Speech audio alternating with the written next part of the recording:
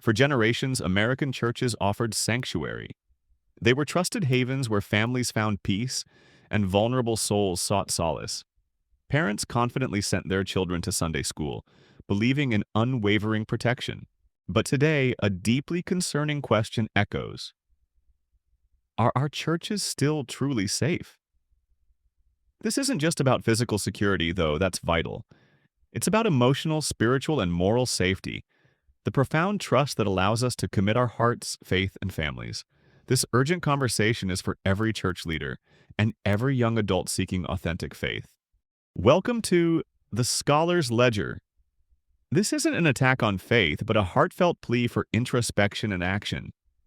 We acknowledge the vast majority of churches and leaders serve with integrity, yet we cannot ignore the rising tide of concern.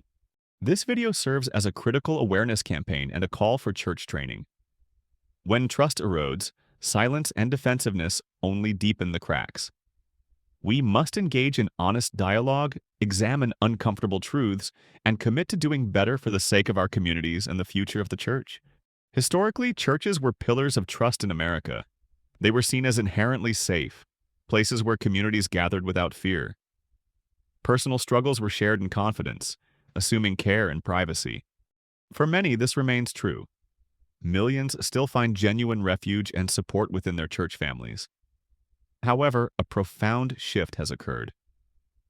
Churches now face scrutiny once reserved for secular institutions, prompting harder questions from a generation that demands transparency. This shift challenges us all. Is it a change in church culture or broader societal attitudes? Was it specific scandals or a larger questioning of all institutional authority? We must explore these questions with thoughtful concern. Decades have brought heartbreaking stories of misconduct within churches. Sexual abuse scandals have devastated lives and denominations.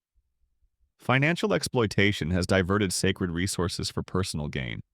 Worse still, cover-ups by leadership often prioritized institutional reputation over victim protection.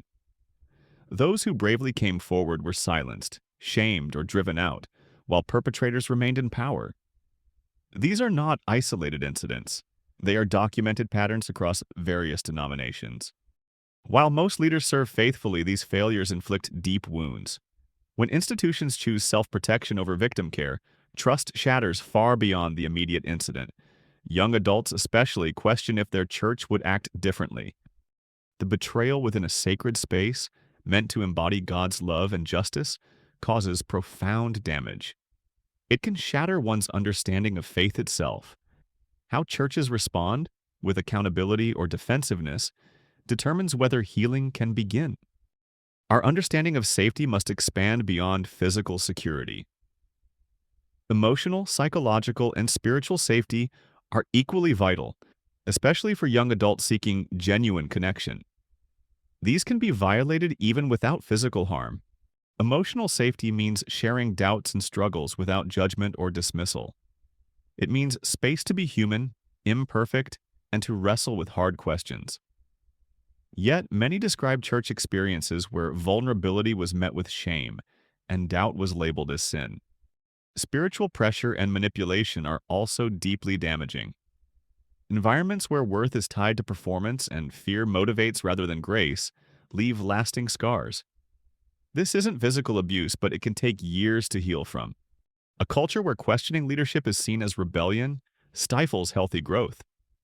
It creates an environment where misconduct can flourish unchecked.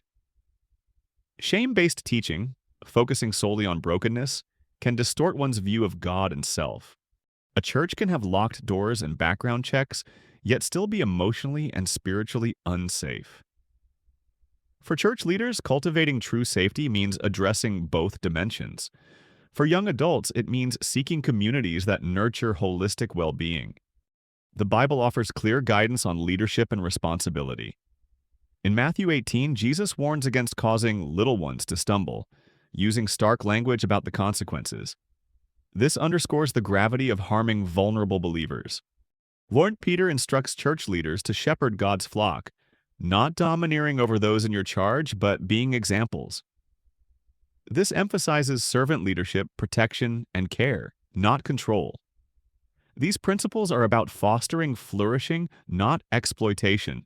When accountability vanishes, when leaders become untouchable, and victims are silenced, these biblical mandates are abandoned. Trust, which is earned through integrity and prioritizing people over reputation, inevitably erodes. This is a critical challenge for every leader. Several factors amplify this urgent conversation. Social media has given voice to survivors, exposing stories once hidden. Victims can now connect and hold institutions accountable in unprecedented ways. Younger generations, including many young adults in our churches, openly question authority. They expect transparency and integrity, not automatic deference. Trust must be earned through demonstrated action, not simply assumed due to religious status.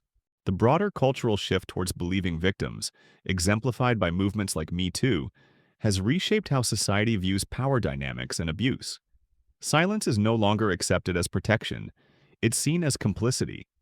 People demand transparent handling of wrongdoing and support for victims.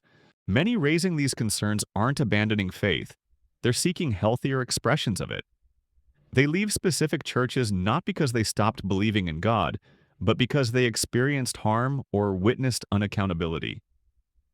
This is a profound call for the church to listen and adapt. The good news is that many churches are responding proactively.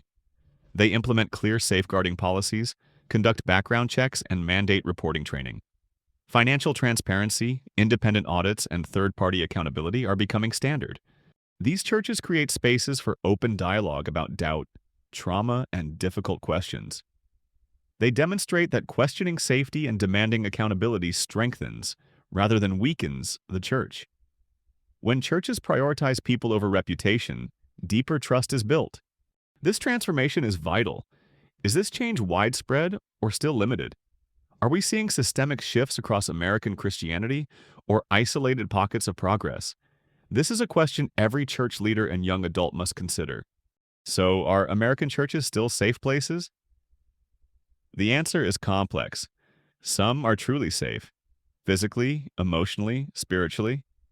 Others, tragically, are not. Most exist somewhere in between, striving but with blind spots. The deeper question for us all, especially church leaders and young adults, is this: can we protect our sacred reputation while confronting uncomfortable truths? Or does true safety demand radical honesty, transparency, and a willingness to acknowledge failures and make profound changes? Faith thrives where trust exists, and trust grows where accountability lives. This is a call to action for every church to become a beacon of true safety. Let this video be a starting point for vital conversations, training, and a renewed commitment to protecting every soul entrusted to our care. If this message resonates, please share it within your church community. Discuss it with your leaders and young adults. Let's work together to ensure our churches are truly safe havens for all. Subscribe to the Scholar's Ledger for more insights, and share your thoughts in the comments. The future of our churches depends on it.